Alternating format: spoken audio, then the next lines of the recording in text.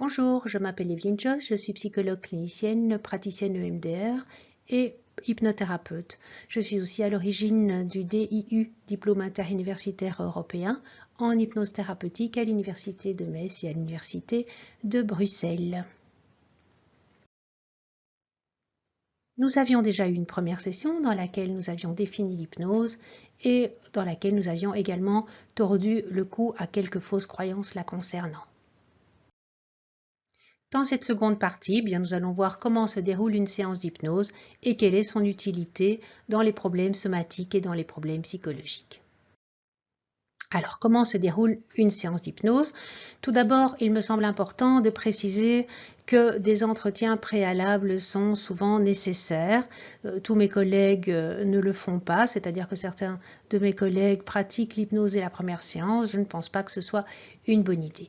Et puis, nous allons parler de l'induction du travail thérapeutique et pour terminer, la phase de réveil. Une thérapie par hypnose, me semble-t-il, doit commencer comme n'importe quelle thérapie par une anamnèse, c'est-à-dire de définir quel est le problème, en quoi c'est un problème, depuis quand c'est un problème, de déterminer également s'il y a des exceptions à ce problème, de savoir également quelles sont les ressources psychologiques internes de la personne et aussi quel est son réseau de soutien, c'est-à-dire ses ressources externes. Ça permet aussi ces entretiens de savoir si l'hypnose est une bonne indication pour le patient et éventuellement de dépister une contre-indication. Généralement, bien sûr, les troubles graves de la personnalité comme les psychoses sont une contre-indication, mais je dirais qu'il n'y a pas pour moi de contre-indication absolue par rapport à l'hypnose. Tout dépend, je dirais, de l'expérience du praticien et également du contexte dans lequel il travaille. Comme je dis toujours, on ne fait jamais en hypnose ce qu'on ne sait pas faire hors hypnose. Par exemple, on peut parfois travailler avec des patients psychotiques, mais dans ces cas-là, ce sont des personnes qui travaillent déjà avec des psychotiques et de préférence évidemment dans un milieu où les personnes sont en sécurité, par exemple dans le cadre d'un hôpital ou d'une institution.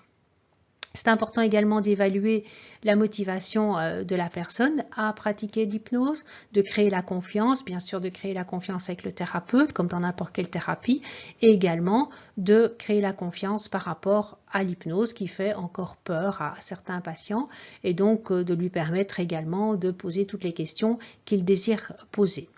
Cet entretien ou ces entretiens nous permettent également d'évaluer et d'orienter les attentes. Certaines personnes attendent des miracles d'une seule séance d'hypnose, croient qu'en une séance tout va être réglé, et d'autres par contre ont peur de livrer par exemple des secrets qu'ils ne voudraient pas délivrer. Donc, c'est important de parler de tout cela, de parler du fait que l'hypnose n'est pas un sommeil, qu'on n'a pas le pouvoir sur le patient, que la personne garde son contrôle, etc.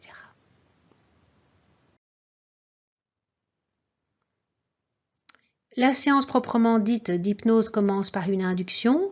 L'induction, c'est simplement une technique qui aide le patient à entrer dans un état de focalisation intérieure, c'est-à-dire il va dépotentialiser son conscient, comme on dit, c'est-à-dire qu'il va se désintéresser de la plupart des choses qui se passent dans son environnement extérieur pour s'intéresser davantage à ses processus internes. On pratique très souvent une induction par fixation de l'attention, soit sur un objet, un point que le patient choisit librement dans la pièce, soit sur une petite croix ou un petit point qu'on lui dessine sur la main, par exemple ici, et qu'il peut fixer. Auparavant, on utilisait beaucoup le pendule, c'est devenu très rare aujourd'hui. On peut aussi faire une induction de fixation de l'attention sur les sensations corporelles, par exemple, toutes les sensations d'appui du corps sur le siège, ou la lourdeur progressive du corps, une fixation de l'attention sur les fonctions corporelles, par exemple sur la respiration, ou une fixation de l'attention sur des images internes, le plus généralement sur un bon souvenir.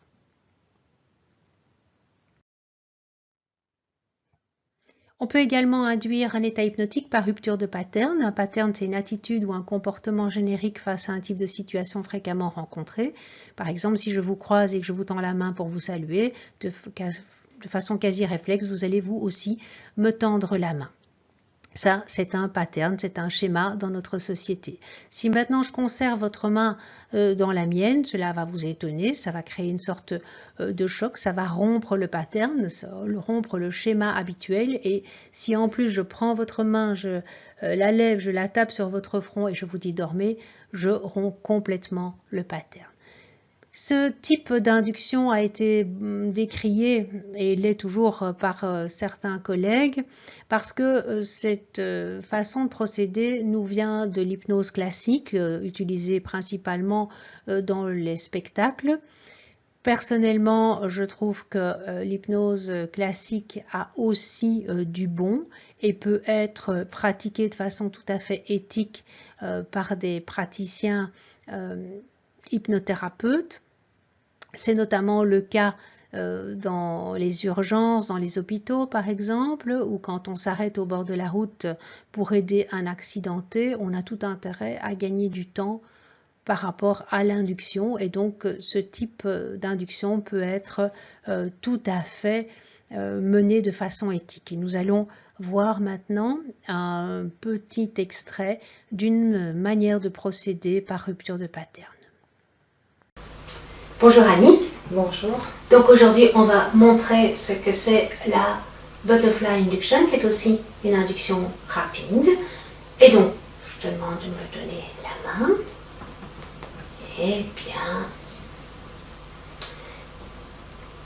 c'est bien détendu. Ok, maintenant tu vas regarder mes doigts.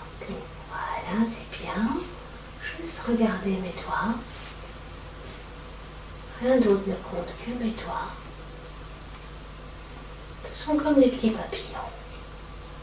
Et tu regardes ces papillons. Et peut-être déjà tu sens la tête devenir lourde. Peut-être que tu sens déjà que tu te relaxes profondément. Tu gardes ton attention sur ces doigts, rien que ces doigts. Ces doigts, ces doigts, ces doigts. Inspire profondément. Dors. Sommeil profond. Merveilleusement bien. Tu es merveilleusement bien. Je vais te redresser. Et tu vas en profiter pour rêver. Pour rêver, pour faire un rêve agréable, un rêve du papillon. De voir tous ces papillons qui étaient des chenilles, qui se sont transformés pour devenir des papillons légers, des papillons habits de lumière. Des chenilles qui sont devenues de plus en plus vraiment elles-mêmes et qui sont devenues des êtres merveilleux. Une fois l'état hypnotique induit, eh bien, nous allons travailler sur la problématique du patient à l'aide de métaphores et de diverses techniques, notamment l'exposition et la désensibilisation in vitro, un peu comme on le ferait en thérapie comportementale et cognitive. Par exemple, si j'ai un de mes patients qui est phobique de l'avion, eh bien, je peux en hypnose l'amener progressivement à affronter sa peur en l'amenant d'abord jusqu'à l'aéroport de façon tout à fait imaginaire et puis de le faire rentrer dans l'aéroport jusqu'au check-in et etc. jusqu'à ce qu'il puisse faire l'aller-retour en avion. On peut aussi par exemple faire des régressions en âge, soit pour aller rechercher des ressources que l'enfant avait, par exemple la spontanéité, la joie de vivre, ou pour retourner dans des événements traumatiques afin d'aller, je dirais, les nettoyer. On peut également faire des progressions dans le futur, c'est-à-dire amener la personne dans un futur imaginaire où son problème est résolu. On peut également faire des scénarios réparateurs, notamment par rapport au traumatisme, c'est-à-dire que le patient va transformer la scène traumatique qu'il a vécue afin qu'elle ne le soit plus traumatique. Et on a pu prouver à quel point cela avait des effets thérapeutiques. On peut également faire ce qu'on appelle les ponts d'affect, qui nous viennent de la psychanalyse. On va partir d'une problématique d'aujourd'hui dont on ne connaît pas la source, qui échappe au patient, et on va demander à son inconscient de nous ramener aux premières expériences qui ont créé le problème, et bien sûr, pas uniquement pour savoir d'où vient sa problématique actuelle, mais pour à nouveau nettoyer, pour aller traiter la source du problème.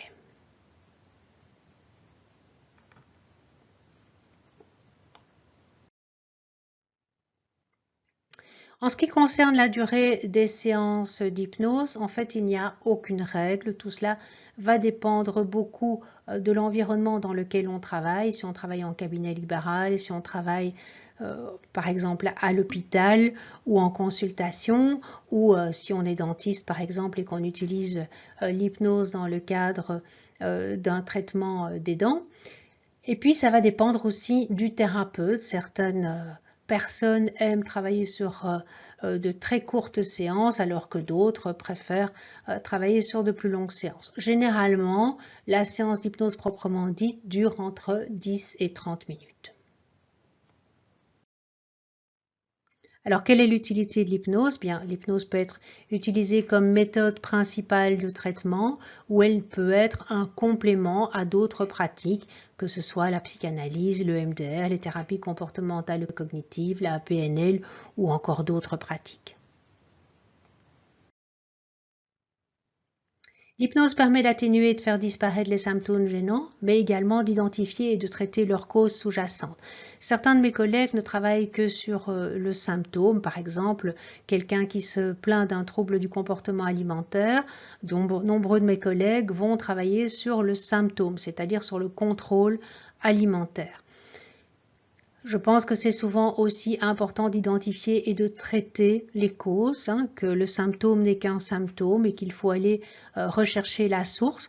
Comme je le dis souvent, j'utilise une métaphore. Certaines plantes, si vous arrachez toutes les feuilles, c'est-à-dire tout ce qui est visible, la plante va mourir. Elle va disparaître. Dans certains cas, ce n'est pas vrai, c'est-à-dire vous avez à beau arracher toutes les feuilles, la plante va repousser encore et encore. Pensons par exemple au bambou.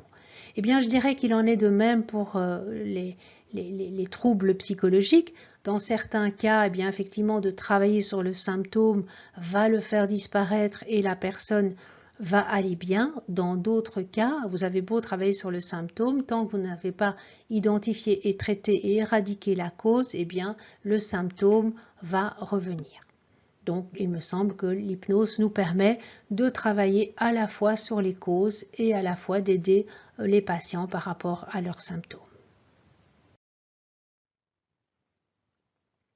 Un des avantages de l'hypnose aussi, c'est qu'elle peut être utilisée en autotraitement grâce à l'auto-hypnose qui peut aider à réduire l'anxiété et à gérer les symptômes, notamment de stress, de douleur, les fringales, les insomnies, et à redonner un sentiment de contrôle de soi.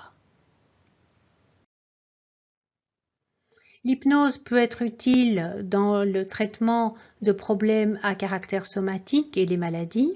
C'est notamment le cas pour les douleurs aiguës, la préparation à l'accouchement, l'analgésie au bloc opératoire, les soins et les examens douloureux ou invasifs, la migraine, les syndromes douloureux chroniques. C'est aussi vrai pour l'asthme, le côlon irritable, l'eczéma, le psoriasis, les allergies, les cancers, les acouphènes, les vertiges, le bruxisme, l'énurésie et encore d'autres problématiques. Alors bien sûr, dans certains cas, l'hypnose peut être le seul traitement. Je pense notamment aux migraines, quand le problème est la douleur et qu'il n'y a pas d'autres problèmes somatiques.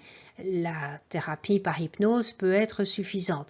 Bien entendu, dans la majorité des problématiques somatiques et des maladies, l'hypnose ne va être qu'un adjuvant au traitement classique. Si je pense par exemple au cancer, bien sûr l'hypnose peut être d'une grande utilité, par exemple pour aider les personnes à traverser les épreuves, pour aider à gérer l'anxiété, pour aider à supporter les traitements, mais bien sûr l'hypnose ne va pas se substituer au traitement classique de chirurgie ou de chimiothérapie. Nous allons voir une patiente qui souffrait de dyskinésie respiratoire et de différents troubles, notamment de mouvements essentiels, de rigidité musculaire, de crispation, suite à la prise d'un neuroleptique.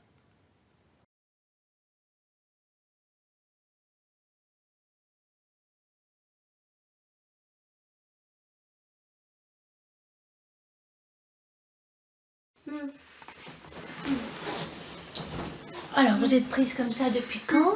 Mais je serai anesthésique. Le matin, c'est toujours comme ça. Oui.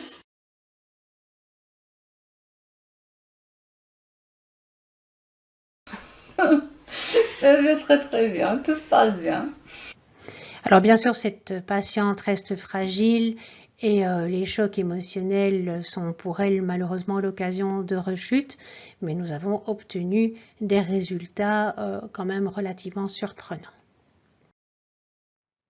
L'hypnose est également très utile, bien entendu, dans le traitement de troubles psychologiques comme les traumatismes psychiques, les deuils, donc suite au décès d'une personne, mais aussi les séparations, pour le burn-out, pour les troubles identitaires tels que le manque d'estime de soi ou de confiance en soi ou les difficultés d'affirmation de soi, le stress, les troubles anxieux, les troubles dépressifs, les dépendances, notamment le tabagisme, l'alcoolisme ou la toxicomanie, les troubles alimentaires, les troubles sexuels. L'hypnose est également utilisée pour améliorer ou faciliter en tout cas l'apprentissage des langues et pour la préparation mentale. L'hypnose par exemple est utilisée par les grands sportifs ou par des personnes qui doivent par exemple présenter des concours importants. Nous allons voir maintenant une personne qui a souffert de traumatisme.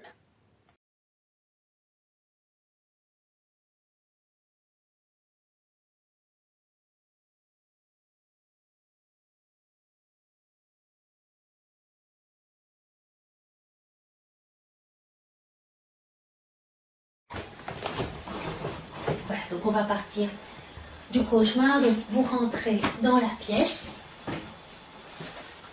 Vous voyez ce cercueil au milieu de la pièce. Avec cette photo, ces bougies.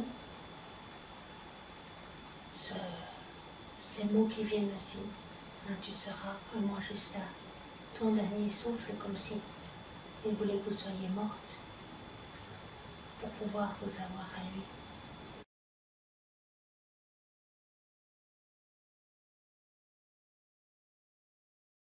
Par votre technique et par votre approche, je pense que vous avez vraiment bien cerné mon problème, vous avez pu me comprendre, qui a permis aujourd'hui d'être ce que je suis, et ce qui est en train en tout cas de devenir, puisque ce n'est pas encore complètement devenu, je crois qu'on a encore des choses et j'ai en pleine expansion, comme on dit, comme vous m'aviez dit un jour, le papillon commence à défeuiller ses ailes et ses couleurs, et je me rappelle toujours de ça.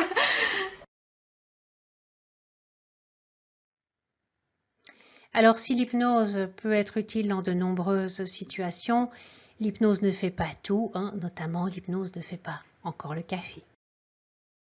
Merci de votre attention.